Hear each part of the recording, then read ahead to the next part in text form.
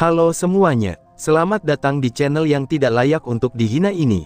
Sebelum kita mulai, atur posisi santainya, seruput kopinya, dan mari kita berkhayal. Keempat orang yang digantung itu pun berusaha untuk mengatakan sesuatu kepada Lin Tian, tapi karena mulut mereka tertutup, jadi Lin Tian tidak mengerti apa yang mereka katakan. Saat Lin Tian mendekat dan mencoba melepaskan mereka, beberapa penjaga segera menghalangi Lin Tian. Sebenarnya mereka terlihat ketakutan, tapi mereka berusaha untuk melaksanakan perintah yang telah diberikan. "Lancang," ucap Lan Jingyi yang agak marah saat melihat para penjaga itu. Maaf yang mulia, kami hanya menjalankan perintah," ucap salah satu penjaga dengan ketakutan. "Siapa yang memberikan kalian perintah?" tanya Lin Tian dengan lembut. "Itu, Kaisar bisa masuk dan melihatnya sendiri," jawab penjaga itu lagi. Terlihat kalau mereka sebenarnya agak ragu, tapi mereka berusaha untuk tetap menjawabnya. Mendengar hal itu Lin Tian mengangguk, lalu dia membawa yang lain masuk ke dalam aula. Tentu saja dia membujuk 3 saudari iparnya, itu agar mereka tidak melepaskan keempat orang itu dulu. Lalu bayi kecil yang merasa seperti mengenal salah satu wanita yang sedang memakai cadar di samping Lin Tian, dan wajahnya terlihat kebingungan pada saat melihat wanita itu. "Apa yang terjadi?" tanya Seng Chuer kepada Lan Jingyi yang sedang memegang tangan Lan Jingyi. "Tidak ada apa-apa, ini hanya beberapa masalah 4 saudara Lin Tian saja, yang saat ini sedang diikat di depan pintu istana," jawab Lan Jingyi dengan lembut. Seng Chuer mengangguk mengerti, karena memang sejak beberapa hari ini dia dan Lan Jingyi sudah dekat, jadi maka dari itulah Seng Chuer bersama Lan Jingyi sekarang. Bahkan Lin Tian kagum dengan para wanita, bagaimana caranya para wanita bisa akrab begitu cepat. Karena hal itu mungkin agak sulit dilakukan oleh seorang pria. Lin Tian masuk ke dalam istana, dan saat berada di jalan dia bertemu dengan Mu Jing-er dan Mu Lu-er, yang saat ini terlihat mendekatinya dengan wajah kasihan. "Saudaraku, semoga kamu baik-baik saja," ucap Mu Lu-er yang membuat Lin Tian tidak mengerti sama sekali apa maksud mereka ini. Lin Tian tampak bingung, tapi dia terus masuk ke dalam aula. Dan saat berada di dalam aula, dia melihat bahu wanita yang berpakaian putih sedang melihat ke arah kursi kaisar. Lin Tian sedikit mengerutkan keningnya saat melihat punggung wanita itu, dan dia seperti sangat mengenal wanita tersebut. Apakah kamu yang telah menggantung mereka di luar?" tanya Lin Tian. Untuk beberapa saat tidak ada jawaban dari wanita itu, dan seluruh tubuhnya hanya bergetar saat mendengar suara Lin Tian. Wanita itu menarik nafas dalam-dalam, lalu perlahan-lahan berbalik menatap Lin Tian. "Iya, apakah ada masalah dengan itu?" wanita tersebut bertanya balik. Saat Lin Tian melihat wanita itu, tubuh Lin Tian merasa bergetar hebat. Dia merasa tak percaya dengan apa yang dia lihat di depan matanya ini. Lan Jingyi serta beberapa orang lain yang berada di belakang Lin Tian, mereka merasa bingung dengan apa yang terjadi di sana. Mereka hanya melihat mata wanita yang cantik itu, karena wajahnya tertutup oleh cadar. Kamu. Kenapa kamu bisa ada di sini? Apakah ini nyata?" tanya Lin Tian sambil mengusap matanya. Kenapa? Apakah kamu tidak suka aku ada di sini?" balas wanita cantik tersebut sambil mendengus dingin. Lin Tian yang mendengar suara itu lagi langsung berlari, dan memeluk wanita itu dengan sangat erat. Dia benar-benar merindukan wanita ini, dan dia sangat merindukannya. Di hatinya selama ini, wanita inilah yang membuat dia merasa bersalah atas apa yang terjadi dulu. Dia meninggalkan wanita ini tanpa sedikit pun kabar dengannya. Lin Tian dulu juga pernah menipu wanita ini dengan kejam, dan itu membuat wanita ini merasakan rasa bersalah yang amat besar, tentang apa yang telah dilakukan dulu terhadapnya. Aku juga tidak tahu, jawab wanita itu yang juga memeluk Lin Tian sangat erat. Wanita itu tentu saja adalah Mu Xuanyin, istri Lin Tian yang sangat Lin Tian rindukan. Begitu juga dengan Mu Xuanyin, yang sama rindunya dengan Lin Tian. Bagus-bagus, akhirnya aku bisa bertemu denganmu lagi, ucap Lin Tian dengan bahagia. Jawab Mu Xuanyin dengan lembut sambil membenamkan kepalanya di dada Lin Tian. Lan Jingyi bingung dengan siapa wanita tersebut, karena wanita itu dapat membuat Lin Tian menjadi bahagia seperti itu. Itu adalah hal yang belum pernah dia lihat selama ini, sejak pertama kali dia bertemu dengan Lin Tian. Bai Yu hanya tersenyum saat melihat Lin Tian dan Mu Xuanyin berpelukan itu. Dia adalah Mu Xuanyin, istrinya Lin Tian, ucap Bai Yu dengan lembut. Mendengar hal itu, Zheng Chuer dan Lan Jingyi langsung terdiam. Mereka sudah tahu kalau Lin Tian memiliki dua istri di dunia dewa, dan salah satunya adalah Mu Xuanyin yang bisa dibilang istri pertama Lin Tian. Bagaimana caranya kamu bisa ada di sini? Bukankah alam langit dan dunia dewa telah disegel? Tanya Lin Tian setelah mereka melepaskan rindu sebentar. Ceritanya cukup panjang, bukankah lebih baik kamu memperkenalkan aku kepada wanita yang ada di belakangmu itu, suamiku, ucap Mu Xuanyin dengan senyum di wajahnya. Entah kenapa saat Lin Tian mendengar pertanyaan Mu Xuanyin ini, dia merasa agak kedinginan, tapi dia berusaha untuk tetap tenang. Dia membawa Mu Xuanyin ke depan Bai Yu, lalu memperkenalkan Bai Yu kepada Mu Xuanyin, dan begitu juga dengan yang lainnya. Setelah itu, Lin Tian membawa mereka ke halaman untuk berbicara bersama di sana. Meskipun Lin Tian agak merasa aneh, tapi dia tetap tenang di meja itu. Dia melihat ke Zheng Chuer yang terus memegang tangan Lan Jingyi dengan gemetar, lalu Lan Jingyi yang terlihat masih tenang duduk di tempatnya itu. Lalu, Mu Xuanyin juga terlihat tenang dan selalu tersenyum setelah membuka cadarnya.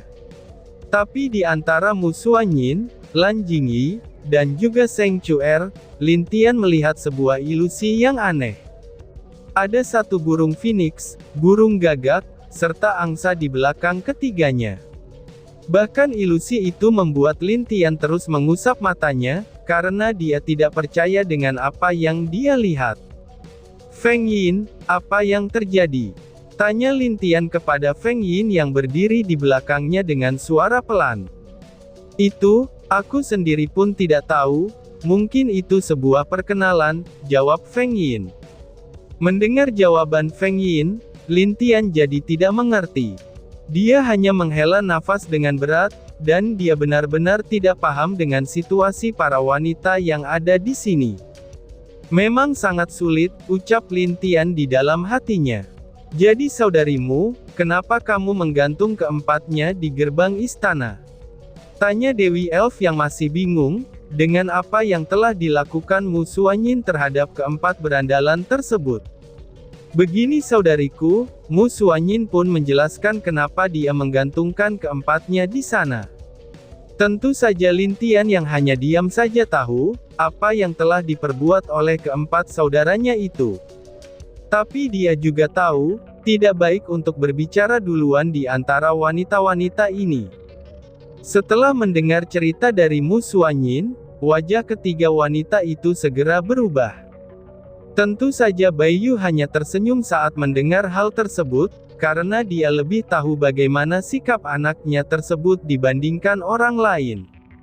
Sepertinya kami kurang memanjakan mereka, ucap Dewi Elf dengan senyum dingin di wajahnya. Iya, aku tidak menyangka kalau saudara Bing Zhao menyukai hal seperti itu, ucap Xing Xing Er.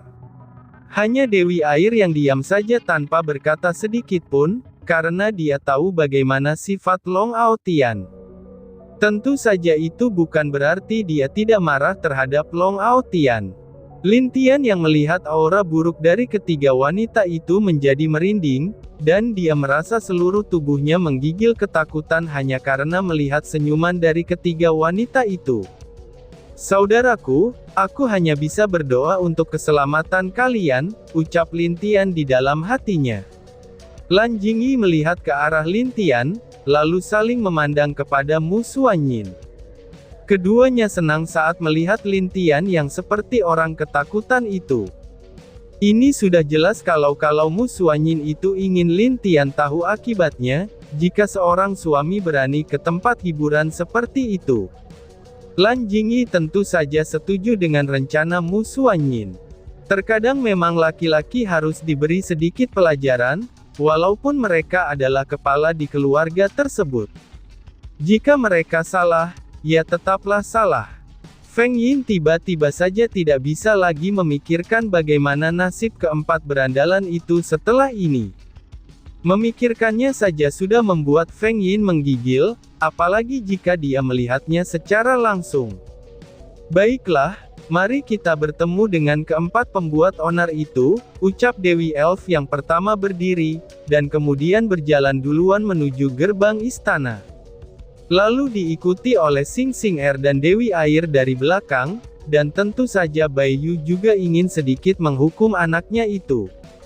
Padahal dia sudah mempunyai dua istri yang cantik-cantik, tapi dia masih berani untuk bermain dengan wanita lain di tempat hiburan malam. "Semoga kalian tenang di sana," ucap Lin Tian sambil menghela nafas. "Suami, bagaimana jika kita ikut dan melihat mereka?" tanya Mu Xuanyin. Lin Tian mengangguk. Akhirnya Lin Tian, Mu Xuanyin, Zheng Chuer, dan juga Lan Jingyi ikut ke depan gerbang istana. Di luar sana, mereka semua melihat keempatnya ketakutan saat menatap Mu Xuanyin. Lalu, ditambah lagi dengan Sukun dan Bing Zhao, yang melihat ada Dewi Elf dan Xing Xing Er di sana. "Lepaskan penutup mulut mereka," ucap Dewi Elf. Para penjaga melepaskan penutup mulut keempatnya, dan setelah itu, keempatnya mengoceh dan berusaha memohon ampun kepada pasangan mereka masing-masing dengan wajah menyedihkan. Sedangkan untuk Bai kecil, dia juga memohon ampun kepada Mu Xuanyin, dan dia berjanji tidak akan mengulangi perbuatannya lagi. "Ayo, kalian ingin ke tempat hiburan bukan? Apakah kalian ingin aku bawa ke sana sekarang juga?" tanya Dewi Elf sambil menatap Sukun. "Tidak, aku tidak pernah ingin pergi ke sana," jawab Sukun yang ketakutan. "Iya benar, kami hanya ingin minum beberapa anggur saja, sambil menunggu adik kecil kami," tambah Bing Zhao yang juga sudah tidak tahu lagi harus bagaimana. "Oh, begitu ya, Saudara Zhao, kalau begitu biar aku bawa kamu ke tempat yang sangat menyenangkan," ucap Xing Xing Er sambil mengambil tali untuk mengikat Bing Zhao dan menyeretnya. "Adik kecil, sepertinya kakakmu kurang sehat sekarang. Kakak akan membawanya pulang dulu, dan kemudian menyembuhkannya," ucap Xing Xing Er kepada Lin Tian. Bawa saja Kak," jawab Lin Tian tak berdaya. "Adikku, oh adikku. Bantu kakakmu ini, aku mohon," ucap Bing Zhao yang meminta bantuan kepada Lin Tian. Lin Tian hanya menggelengkan kepalanya saja, karena dia benar-benar tidak tahu harus berbuat apa, dan bagaimana untuk menolong keempat berandalan itu lagi. Perbuatan mereka benar-benar akan membuat istri siapapun akan marah, apalagi jika Lin Tian masuk dan juga membantu mereka, pasti ketiga wanita di belakangnya akan menggantungnya juga. Lin Tian lebih baik mencari aman dulu, daripada membuat masalah.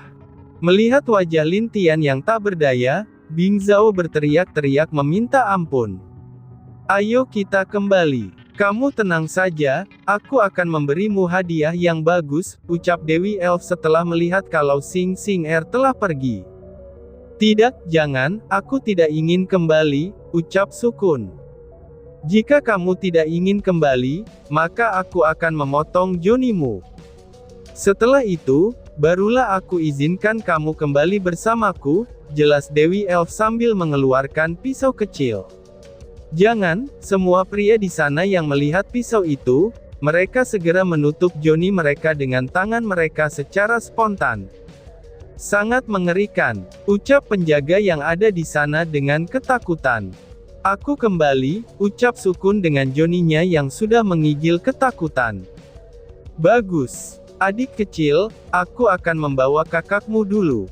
Sepertinya dia sedang ada masalah pencernaan, jadi aku akan memberikan dia obat, ucap Dewi Elf kepada Lin Tian. Balas Lin Tian yang berkeringat dingin. Lin Tian merasa kalau nasib Sukun akan jauh lebih buruk dari Bing Zhao, dan dia hanya bisa berdoa yang terbaik untuk saudaranya itu. Apakah kamu benar-benar akan ke sana tadi, jika saudarimu tidak tahu? Tanya Dewi Air kepada Long Aotian. Jawab Long Aotian dengan jujur. Dia lebih tahu dari siapapun bagaimana sifat wanitanya ini. Wanitanya ini sangat membenci kalau itu masalah kebohongan, jadi untuk mencari aman, setidaknya dia harus jujur meskipun dia tahu akan tetap dihukum pada akhirnya. Dewi Air membawa Long Aotian dengan santai, lalu dia hanya akan mengatakan untuk berbicara beberapa hal dengan Long Aotian, dan nanti akan kembali setelah semuanya selesai. Lin Tian hanya dapat mengangguk saat melihat ketiga saudaranya itu pergi. Lin Tian melihat ke arah bayi kecil yang agak menghela nafas, karena dia tahu tidak akan ada orang yang akan menghukumnya di sini. Hehehe, untung Hua Er tidak ikut, ucap bayi kecil di dalam hatinya. Lin Tian yang melihat bayi kecil sangat tenang itu, dia merasa lebih kasihan kepadanya. Dia tidak tahu saja, karena akan ada seorang yang akan benar-benar membuat dia memohon ampun melebihi dari tiga saudaranya yang lain. Hoam, sepertinya kamu sangat tenang, ucap Bai Yu kepada bayi kecil. Siapa kamu? Kenapa kamu mendekat? Apakah kamu pengagumku? Tanya Bal kecil dengan wajah yang sombong. Siapa aku? Ucap Bai Yu sambil melepaskan cadarnya di depan bayi kecil.